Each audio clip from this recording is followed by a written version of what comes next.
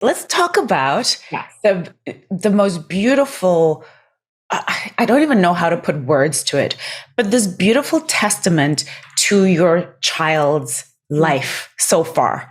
I can't even say to your child's life because he still has a very Right. many years to go. Tell me about this beautiful film that you have produced about your wonderful son. And maybe tell us a little bit about your son and what prompted you to produce this film.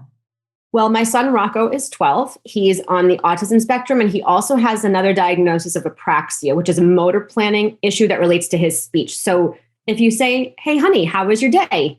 He'll look at you and he'll say good, but it won't sound perfect. Like part of it will sound great and the other part of it will sound a little bit muddled. Mm-hmm. And most of his words are like that. So it's not that he can't communicate, it's that he has to work harder to communicate in different ways. And it's interesting because in the school setting, he's classified as nonverbal because he can't verbally converse in the way that you and I can right now. But I never think of him that way because he says more every day. He makes progress every day. Who am I to say that he won't be fully verbal at some point in his life? Mm-hmm. I have no idea what that timeline is, but I always hold the space for his growth and his transformation. And he does. And we ended up making a film about him kind of by surprise. It was this very serendipitous meeting at the beach of a bunch of people surfing on a beautiful day at the sunset time. And a man who's a retired Wall Street banker came over to my husband as he and Rocco were getting out of the water together, which I should say is their bonding time. Ben always decided he's going to surf no matter what. Autism doesn't matter. Speech doesn't matter. We're going to figure out a way. And they did. And, you know, when you're parenting your child, you're just doing what you know how to do. You're not really thinking about how other people are parenting their child with autism. We weren't, at least. We were just focused on the kid in front of us. And so we didn't think anything of it. I think we assumed, doesn't everyone take their kids surfing? Doesn't everyone spend this much time nurturing their child's growth? We didn't have a reference point for us being any different. And then this man, Kevin McCann, who's now the executive producer of the film, came up to Ben at sunset and said, "Hey, I've been watching what you're doing. I think this is a story that needs to be told. I've contributed to some documentary films before. Would you be open to having a conversation about making a documentary about your journey as parents?" And so did he recognize that your son was on the spectrum? He did. And Kevin is a beautiful story because he is now 70 years old and grew up with a brother who's legally blind. And he said that his parents never treated his brother like he was different. If he was washing dishes, they made his brother wash dishes as well. If he was out in the yard, they'd send his brother out to play. And he told a beautiful story to us of he had to learn how to pitch a baseball to his brother and have his brother hit the ball and teach him how to run the bases. And he said, if I threw the ball and he didn't hit it, it wasn't his fault. It was my fault. I didn't tell him at the proper timing. I didn't aim it in the right way. I didn't communicate the action that needed to happen in a proper way. It was always coming back to me. And he said, when I watch you surf with your son and just be with him, I see those same parallels. You don't treat him any different. You always assume that he can do it. It might take you more time or more energy, but you do the work. And this is why your son's going to have a great life. And my brother went to Harvard Law School, graduated top of his class, has been president of every law firm he's ever joined, and has a marriage, has a family, has a great life because we never treated him like he was incapable. Wow. And so Kevin saw that same spark in our Rocco and the way we are with him, and felt like it was a story that needed to be told through film. Now, mind you, I was probably surfing by myself or reading a book while this conversation happened. So Ben came back to me and said, "Hey, guess what? Someone wants to make a documentary about me and Rocco." And I was like, that sounds sure. Like having a little too much rosé at sunset on the beach, honey. That's nice. I didn't think anything of it. And I thought that was a sweet compliment, but didn't think anything of it. And then a week later, we were all at the beach again, surfing. And Kevin came up to me and introduced himself and said, "I'm serious. I have a director who I think would be great for this project. Can we have a conversation? So we all met on the beach, had a conversation, recorded it. And that was 3 years ago. And now the film is in film festivals all over the world. But isn't it wild? It was just, there was no boardroom meeting that happened. There was no major strategy. We have one director who did all the filming by himself, with the exception of Ben's GoPro that he put on when they were surfing together. Mm-hmm. And that's really how this project came to life.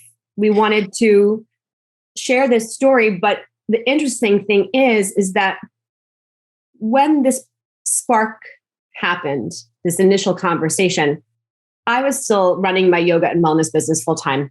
Mm-hmm. I had not yet written a book for parents of kids on the spectrum. I had not yet started a consulting practice for this audience. I just was loving the work that I was doing and focused on my own child.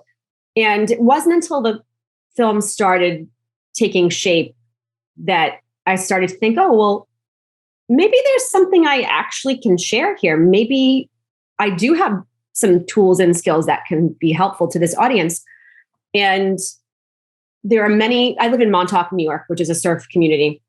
And there are many surf therapy events for people with disabilities and developmental challenges that happened here, usually in September. And there was one coming up after our initial conversation with Kevin. And he said, am I going to see you at Surfers Healing on Friday? And I said, oh, Kevin, thank you for asking. I never really enroll Rocco in those events because he surfs with us every day.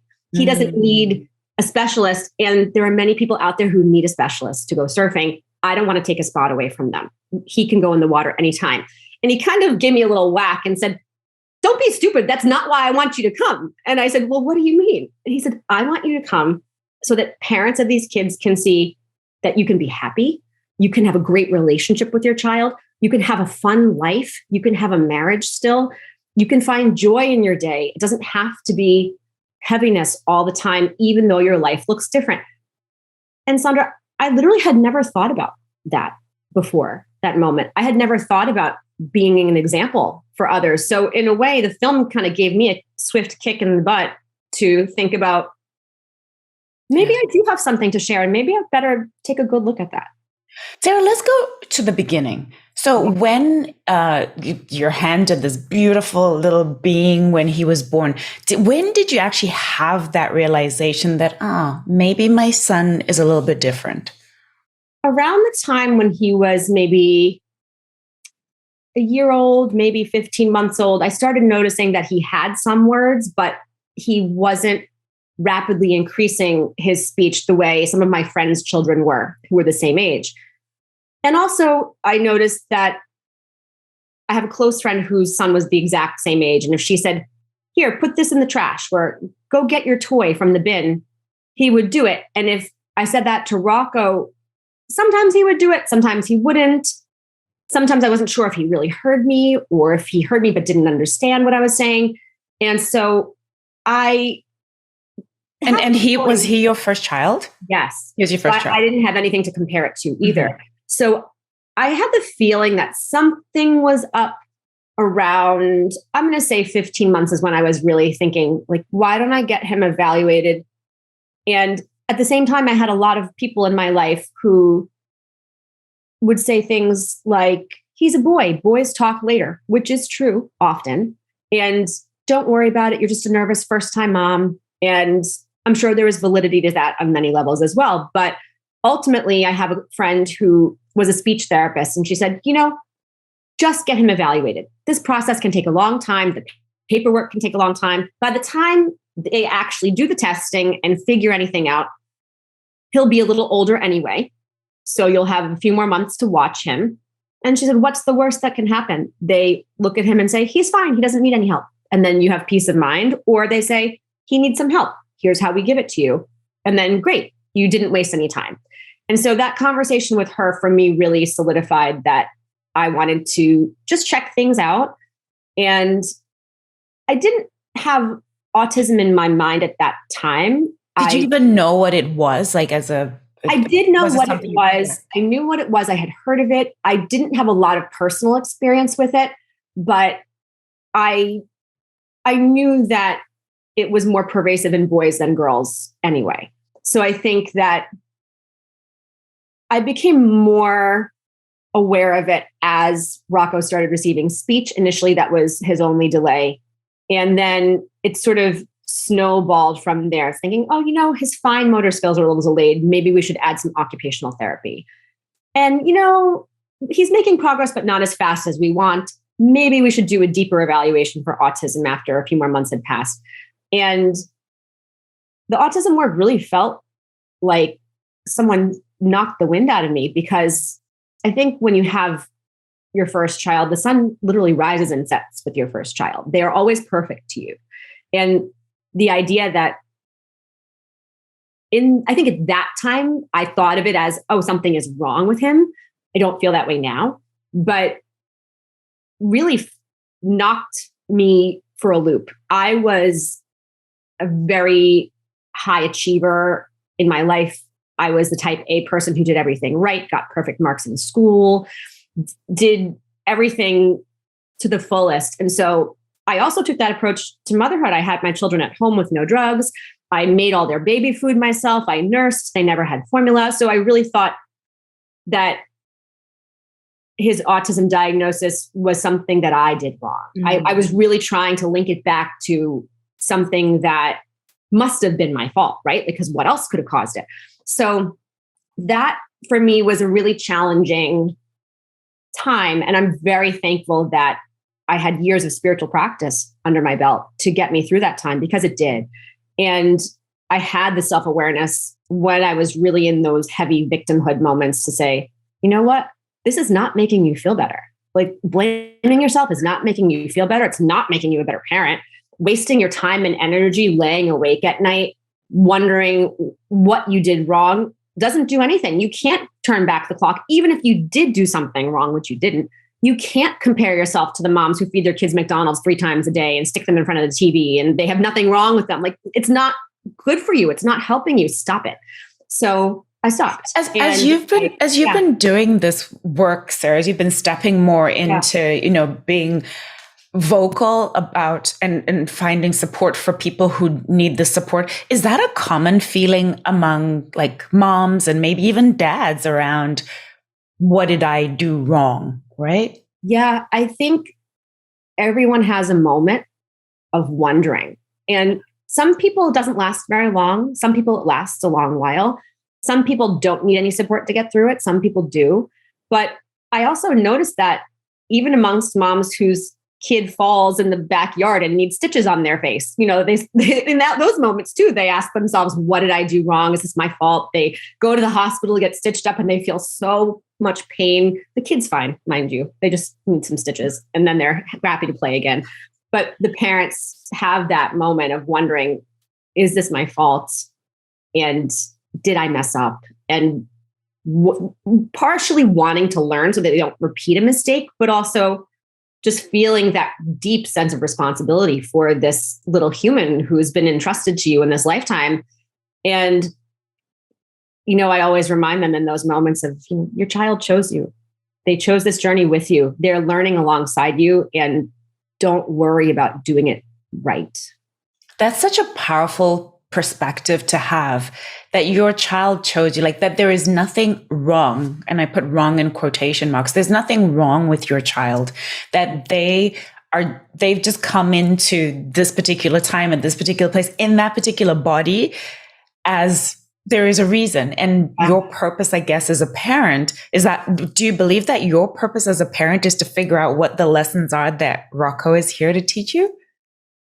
Yeah, I also think my purpose as a parent, for him specifically, I have a daughter as well who's 18 months younger, totally different parenting experience.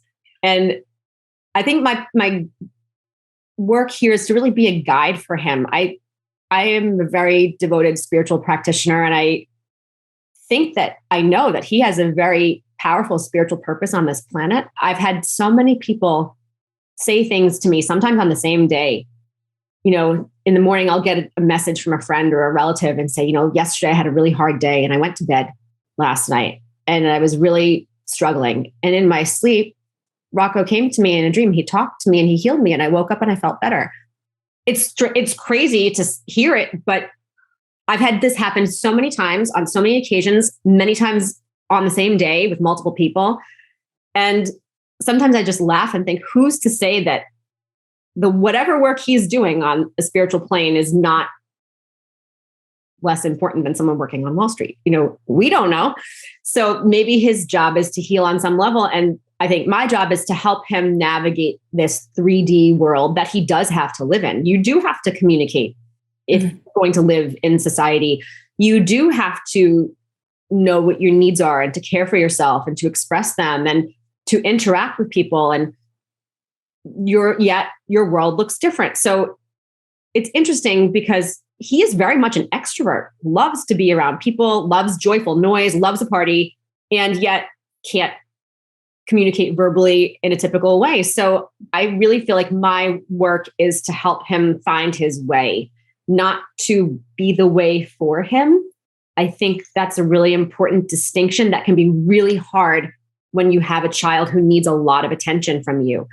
But I always look at how can I make him more independent so that he can guide himself through this world eventually. And I really think that's very much what my role is. And the more I experience that, sharing it with other people. And I meet a lot of parents who get into, I will say, habits of caring for their child in a very hands-on way. But as your child grows and develops, not necessarily on a typical trajectory of milestones, there's no guide manual that falls from the sky and says, now it's time for you to be more hands-off with your kid. Now it's time for you to teach them this, or for them to learn that on their own. And what I've realized is it can be really hard for these parents to let go because they feel so responsible. And I can imagine right, that there would be, and there's maybe even, as you said, a carryover of the guilt of what did I do? So I really need to put myself out. Was that a concern for you? So you said you have a daughter who's 18 months younger than Rocco. Was it a concern for you when you got pregnant with her? And then when she arrived, thinking, is it possible that she might be different too in some way? Well, I think it was divine timing because I literally delivered her probably a week after he was evaluated. So I was only just starting to suspect that he needed help or put the wheels in motion for him. And then all of a sudden she was here. And the first months of infancy are so consuming that I didn't really think about anything like that. It wasn't until she was about 6 or 8 months old that he was actually diagnosed with autism. And by then I was already in a chop wood, carry water routine with my life, care for him, nurse the baby. And I think you get what you're supposed to get as a parent a lot of the time. And she was and is the easiest child in the entire history of the world, was the easiest baby, slept like a log, ate really easily, happy all the time, self-soothed if she was tired or upset, didn't need a lot of me, wanted closeness with me, which I wanted too, but wasn't a needy child. And so, I just took her everywhere we went, did whatever we were doing, and she was content, which was an enormous gift. And I often have people ask, do you feel guilty that he needs more of your time and energy and that you can't give them equal amounts? And I talked to my husband a lot about that because I have a younger sister. We're also very close in age. And maybe because we're both girls, my parents always did everything equal, gave us the equal amount of attention, the equal amount of birthday presents. You got to have the equal amount of friends sleep over on your weekend. And it was always so equal. And my husband didn't grow up that way. Every kid is different. Every kid needs something different. And he was really the one to say, look at the life lessons she's learning by having a brother who's different. That's priceless. Look at how compassionate she's becoming. Look at how patient she is. Would you change that for her to be normal? I wouldn't. This is an amazing experience. And I thought, you know what? You're right. And sure enough, I didn't let myself feel guilty about it. I didn't worry about it. I just trusted. And then we started getting the notes home from her school. She's the kindest kid in class. If there's someone in school who gets hurt, she's the first one on the scene to give them a hug and help them. And it really just reminded me that you get the lessons you're meant to get amongst siblings as well.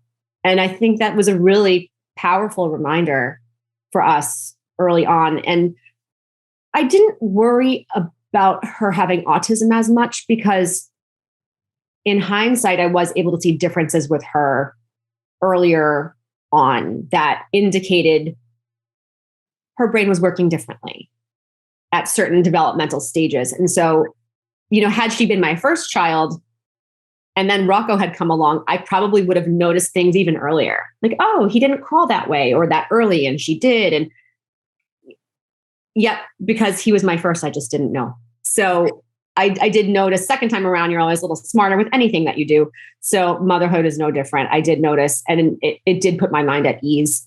And in typical fashion of those stereotypes, they say of girls talk earlier, she was a chatterbox by the time she was a year old, such a chatterbox that she didn't walk until she was maybe 14 months because she could tell everyone what she wanted.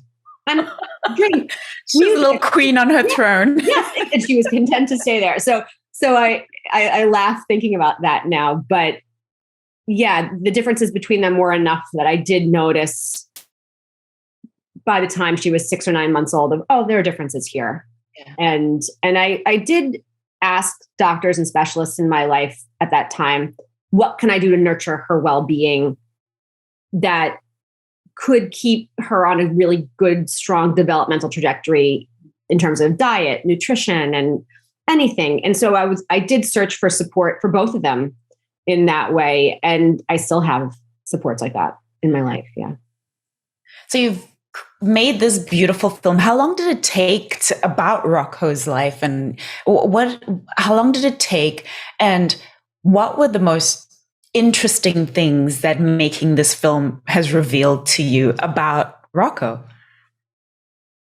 Great questions. It took about 2.5 years from the time we started filming until we were submitting the film to film festivals. So how old was he when you started filming? He was 9 when we started filming. Okay. 12 now. And did he get it that there was a film being made and it was about him? We talked to him about it and he was content to have the camera around. It didn't bother him or anything like that. But a lot of people ask if it did. He was content, but I don't think he really grasped what it was until he saw the film himself. Mm-hmm. And then he really loved watching it. He really loved watching himself on camera.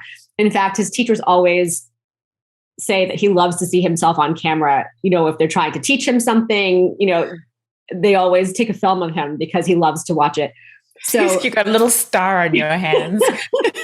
I very well might. He loves that. And there were so many lessons in the film itself and the creation of it. But one of them that really was powerful for me is that when we were filming initially, I wanted to show Rocco at his best, to really share with the world how wonderful he is, because I always see how smart he is and how engaged he is and how extroverted he is and how adaptable he is. But of course, he has difficult moments. He can't speak normally. So that leads to moments of frustration. And he has an iPad he talks and communicates with, but that's also somewhat close-ended. It's not an open-ended means of communication like spelling out words and texting is, which he's learning to do now. So he would have moments where things were hard for him and he couldn't communicate his needs. And I was really nervous to put anything like that, even a moment of it, on film, because I didn't want the world to judge him. I didn't want people to think he was a difficult kid. I didn't want people to think he was stupid or aggressive or anything like that. And so I really felt very protective of him. And there was one moment when we were filming and I was playing some games with him and he was doing great. And then all of a sudden, out of the blue, he had a difficult moment. And I said to John, our director, John Madere, turn the camera off. And Ben said, no, keep it rolling. And they kept it rolling. And he said, we kept it rolling, but we won't use it if you don't want to use it. And I said, okay. And then this is fascinating. We initially had an editor on the project who was lovely. And then she had some life circumstances come up. She had to depart the project. We approached a new editor And it just so happened she had a nonverbal brother who's on the spectrum, who's now in his 40s. And she didn't know that when I didn't know that when we initially offered her the project. And she shared that with us. And as she took on the project and she had that footage, she put in a tiny clip of Rocco just experiencing some frustration. And when I finally saw that in the film, I thought, I'm so glad she shared that, because I don't want parents to watch this and think, well, their life is easy. Their kid never gets upset. He's on a surfboard all day long, and it's rainbows and unicorns and riding waves, and they won't get my life. And that, 5 seconds of frustration that he shows allows parents to watch it and say, oh, they understand my life. I'm just like them. Because the reality is every parent experiences moments like that, whether your child is neurotypical or not. And it was a great lesson for me, having thought I'd already let go of my perfectionistic tendencies. It was a great lesson for me to go back and do it again and be reminded that being vulnerable, even when you don't want to, even when you're really uncomfortable, can be the thing that allows the people around you to trust you, to see themselves in you, to connect with you, to notice the similarities in your lives and make it so much more powerful. So though I was nervous and had worry about that, not so much about myself, I didn't care if people really judged me. I didn't want them to judge my child. I'm really thankful that Ruth, our editor, found a beautiful way to show what was real and really respect Rocco still in that process. It was perfectly done in the end. How do you want people to feel when they see this film? I want people to experience something that reminds them to try something that is beyond your capabilities, because it might not be. That's Rocco's journey. If we had a nickel for every time someone said, he'll never do this, he'll never do that, oh, we would have retired a long time ago. He just keeps going because we believe in him. And I also love the reactions that I've received from not just the general public, but other parents of kids who are on the spectrum and struggle with words and communication. One of them, after she composed herself, was able to say, I felt like I could have said everything that you said. I felt like someone finally got it, what my life is like. And that made me so happy, because you never know how people are going to feel when they watch something. And knowing that someone who needed to feel seen and heard, felt seen and heard, was very important to me. Also, realizing that this is a group of people who are not seen and heard very often, despite them being statistically a pretty high number of people. 1 in 54 kids has autism now. Wow. But not all of those kids have struggles with verbal communication or not. But still, just as a stat, that 1 in 54 children that you're looking at are somewhere on that spectrum, right? That's a staggering number. Staggering. 1 in 6 has a diagnosis of some kind, whether it's a learning disability or ADHD or sensory processing issues or something. 1 in 6. So the interesting thing is, if you reach out to these parents and you talk to them, they all say the same thing. I feel so alone. I feel so isolated. And so knowing that they can watch this and not feel alone, and show them you're actually not alone. There are many people out there like you, and start to build that connection has been really gratifying. There was one mom who lives locally near me who came to the Hamptons Film Festival a few weeks ago. And after the film, she just said, "Can I give you a hug?"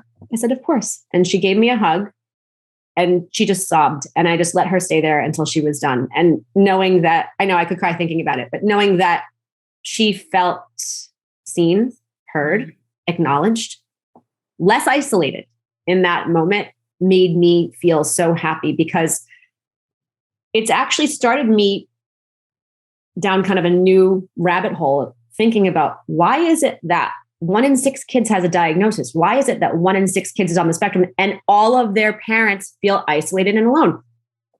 All of that. And, looking. Was that your experience, Sarah? Yes. Of feeling alone? Feeling alone. Part of it, I think, is circumstantial. Your life is very full. You have a lot of responsibilities that other parents don't experience. So you don't have as much time and energy to get out there and meet people.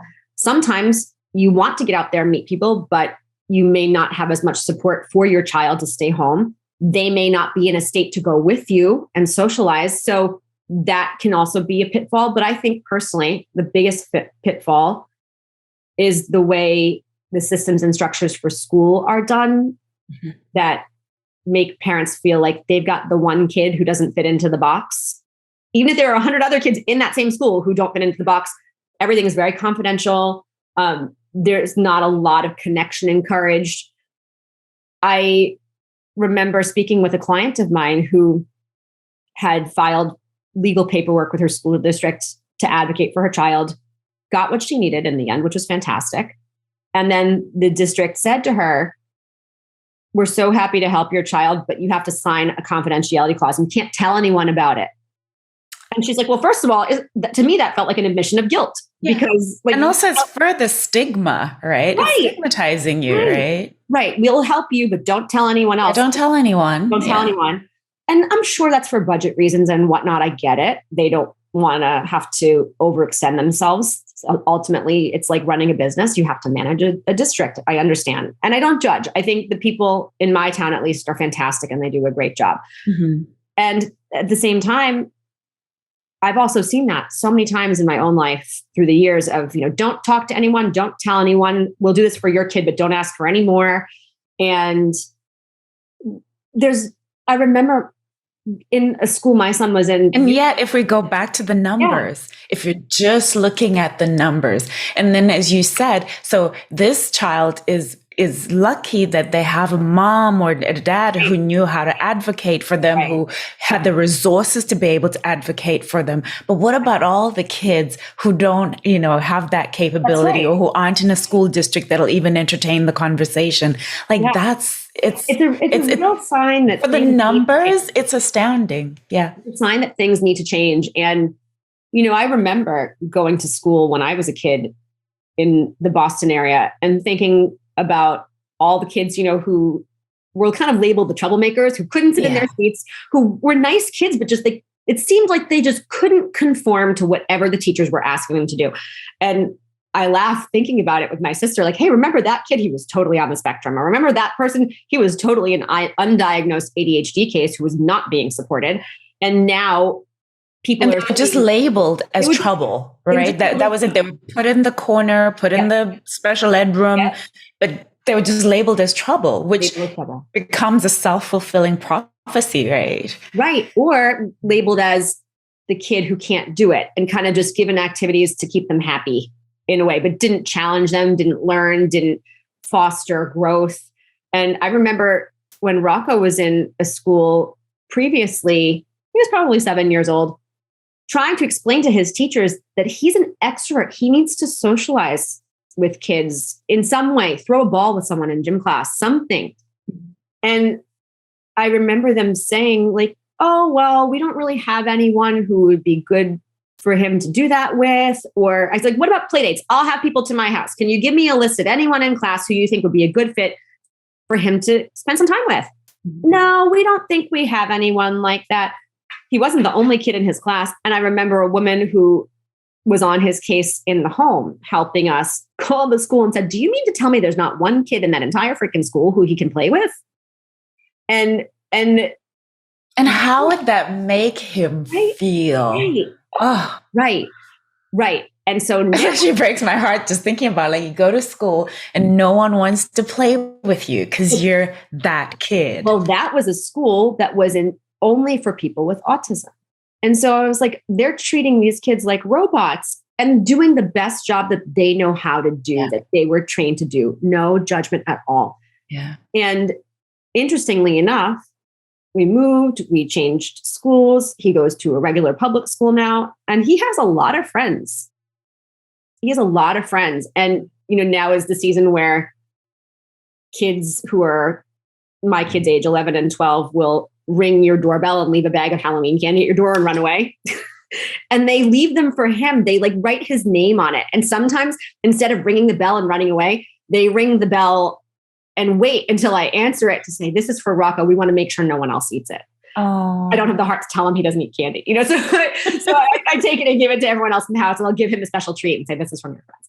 But he has friends. When we go out to walk the dog, people stop and say hi. They want to connect with him. They play with him. And all these school relationships are spilling over into the home.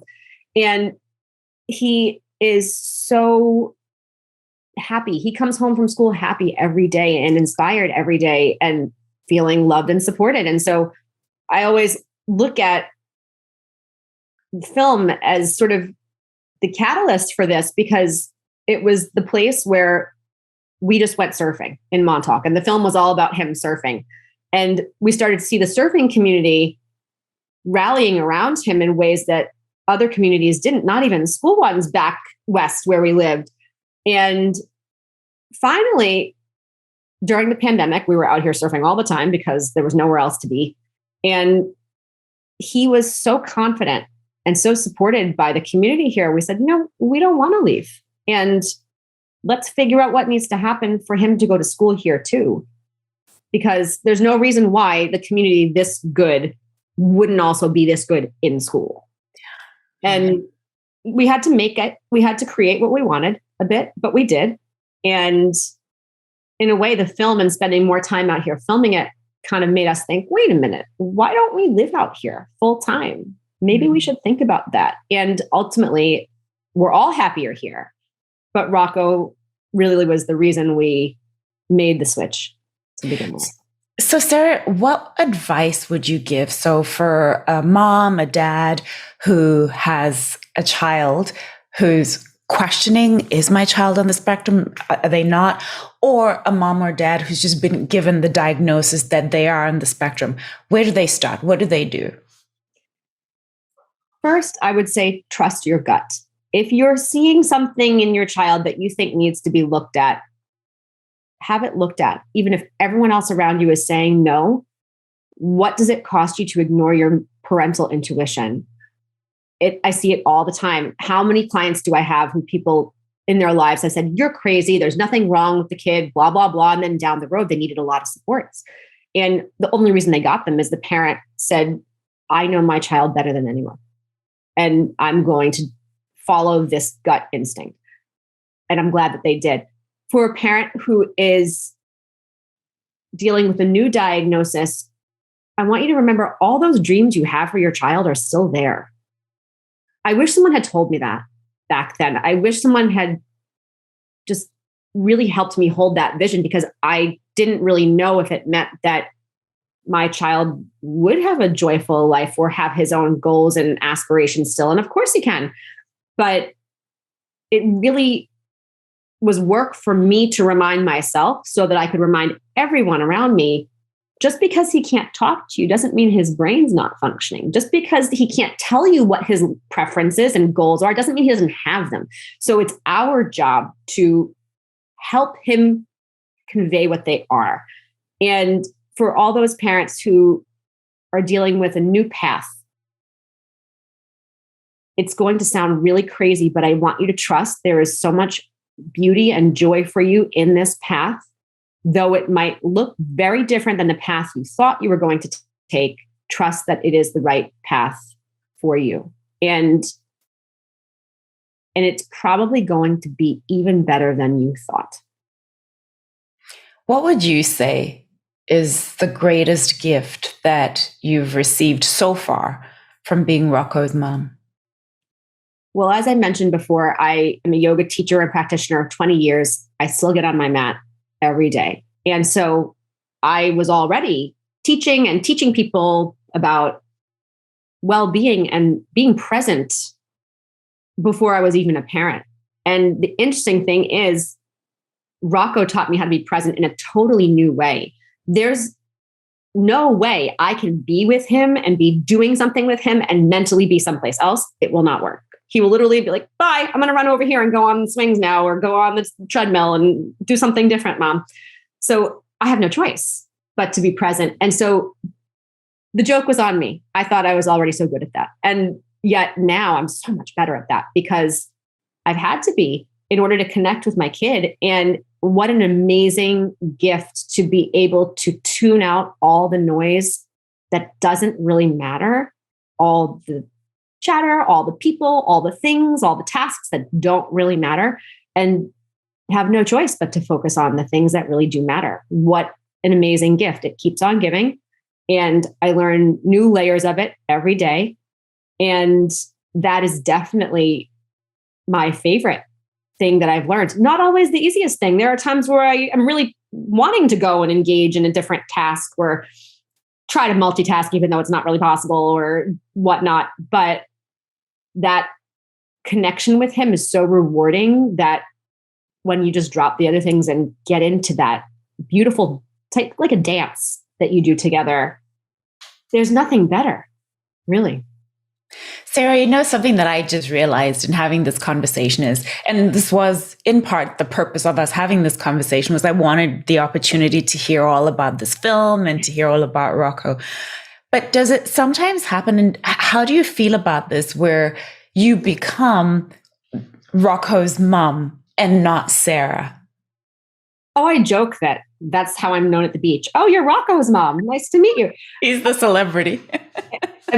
What an honor to be known as that. And he's the celebrity. He's like the mayor of the beach. Everyone knows who he is. And certainly now with the film and all the press around the film, he was just in the grocery store with Ben the other day, and people who we don't even know walk by like, hey, Rocco, great surfing. So it's a pleasure. It's a pleasure for me to see him being recognized and someone who's different being recognized to the point where I'm just his mom. Like, I look forward to more people being recognized like that. And I chuckle a little to myself because it gives me a chance to sort of go do my work in quiet, which I don't mind at all. So I think it's a pleasure. And so what has become your work? Because as you talked about before, you were so focused on the yoga and the wellness and the studios. What's this new season look like for you? What is the work that you think is your purpose in this season?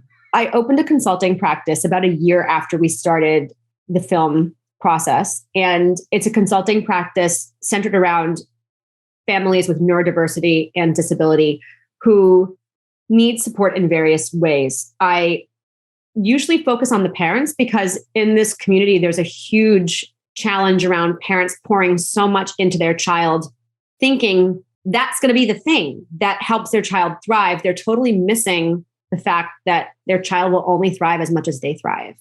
Rocco would not thrive if I couldn't be present with him. If I were so checked out or so overwhelmed that I didn't have those reserves, it wouldn't work. So showing them that they're actually the thing, they are the magic bullet that helps their child thrive, is a really joyful piece of my work. I also work with nonverbal individuals themselves, not just children, adults too, doing a technique called rapid prompt method, which I became certified in last year, which helps nonverbal or non-speaking individuals to learn and communicate using tools that fulfill all of their sensory needs so that they can focus, and using spelling in different formats so that if, let's say, they're hungry and they go to a restaurant and they want to eat something and their talking device, usually an iPad, doesn't have a picture of that thing on there, they can go to the typing function and just type, "I would like this, please."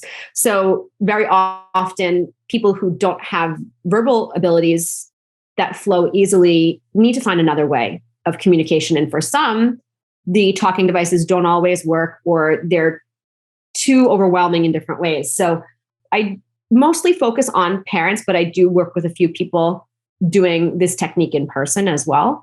The work that I do with parents is virtual. And I'm starting to get more and more engaged in the corporate and even municipal realm of consulting, because we just had a local police department here in Long Island get 4 calls in a week about nonverbal kids who'd gotten out of the house and couldn't say their address to somebody. They couldn't communicate where they were, but they knew they weren't at home and they needed to get home. And the police do a great job helping them to feel safe as best they can. But they've openly said the police station doesn't feel like a safe place for a kid. They go there, they get nervous.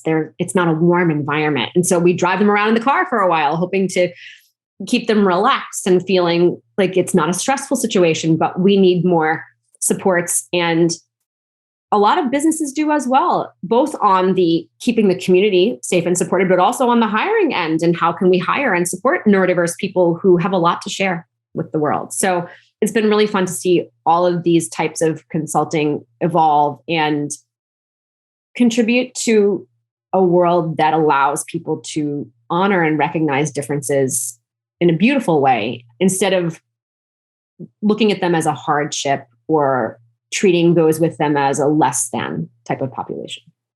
I love that. I truly love that, because I feel like for many people, it was like, because they don't know, we don't know. I'm going to put myself in that. It's like, I don't know what to say to you. I don't know how to treat you. So I'm just not going to, I'm just going to act like you're not there.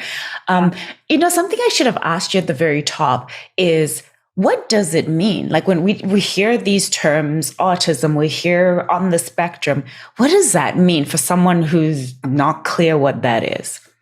Autism is a developmental, it's usually almost like a group of developmental delays all happening alongside each other that can result in cognitive challenges, motor skill challenges, social challenges.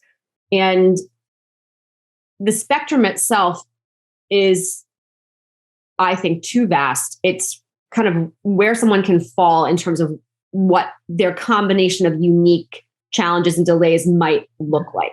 So interestingly enough, you can have someone on the spectrum who is nonverbal, who has major fine motor delays, who has a lot of social anxiety, social delays. You can have someone who can talk, gets perfect marks in school, but socializing, even doing a group project can be very difficult. So you get, and everything in between. I've worked with kids who have both autism and cerebral palsy.